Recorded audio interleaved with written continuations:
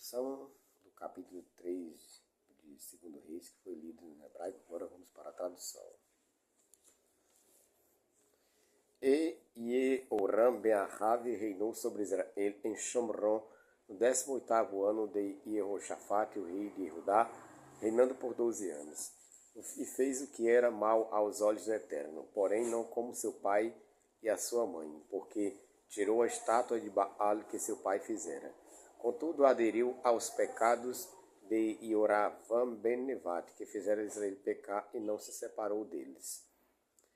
E Meshá, o rei de Moabe, era criador de gado e pagava como tributo ao rei de Israel 100.000 cordeiros e 100.000 carneiros com a sua lã. Quando Ahav morreu, o rei dos Moabitas se rebelou contra o rei de Israel. E o rei Ioram saiu de Shomron no mesmo dia e foi visitar todo Israel. E foi e enviou mensageiros a Jeoshafate, o rei de Judá, dizendo: o rei dos Moabitas se rebelou contra mim. Irás tu comigo à guerra contra os Moabitas? E ele disse: sim, irei. Eu serei como tu, o meu povo como o teu povo, os meus cavalos como os teus cavalos. E ele disse: Por que caminho subiremos? E ele disse: pelo caminho do deserto de Edom. E os reis de Israel, de Judá e de Edom, partiram e andaram rodeando com uma marcha de 7 dias. Porém o exército e o gado que os seguiam não tinham água. E o rei de Israel disse: o Eterno chamou estes 3 reis para entregá-los nas mãos dos Moabitas. E Jeoshafate disse: não há aqui algum profeta do Eterno para que consultemos o Eterno através dele? E um servo do rei de Israel respondeu, dizendo: encontra-se aqui Elishá ben Shafate, que vertia água sobre as mãos de Eliahu. E Jeoshafate disse: a palavra do Eterno está com ele. E desceram a ele o rei de Israel, Jeoshafate e o rei de Edom. E Elishá disse ao rei de Israel: que tenho contigo? Vai aos profetas de teu pai e aos profetas de tua mãe. E o rei de Israel lhe disse: não, porque o Eterno chamou a estes 3 reis para entregá-los nas mãos dos Moabitas.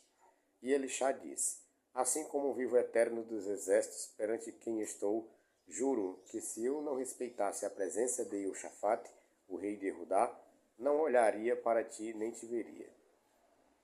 Ora, tragam-me um músico. E enquanto o músico tocava, a mão do Eterno veio sobre ele e disse: assim disse o Eterno: fazei muitas covas neste vale, porque assim disse o Eterno: não vereis vento e não vereis chuva. Contudo, este vale se encherá de tanta água que bebereis vós, o vosso gado e os vossos animais. Isto ainda é pouco aos olhos do Eterno, porque entregará os Moabitas nas vossas mãos.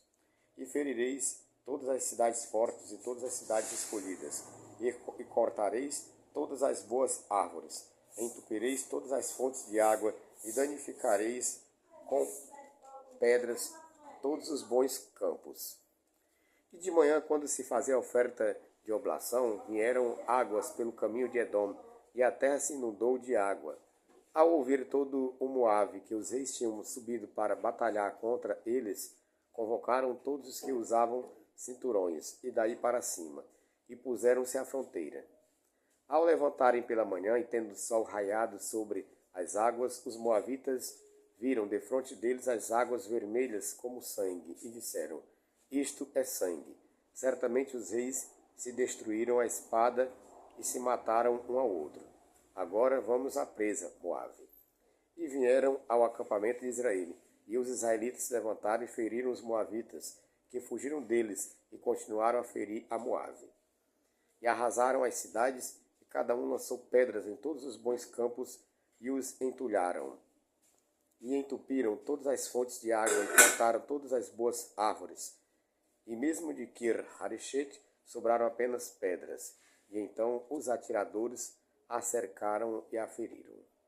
Quando o rei de Moabe viu que a batalha estava perdida para ele, tomou consigo 700 homens que manejavam bem a espada para romperem contra o rei de Edom, mas não conseguiram. E ele tomou o seu filho primogênito, que devia reinar em seu lugar, e o ofereceu em oferta de elevação sobre a muralha, causando grande indignação em Israel, e por isso se retiraram dele e voltaram para a sua terra.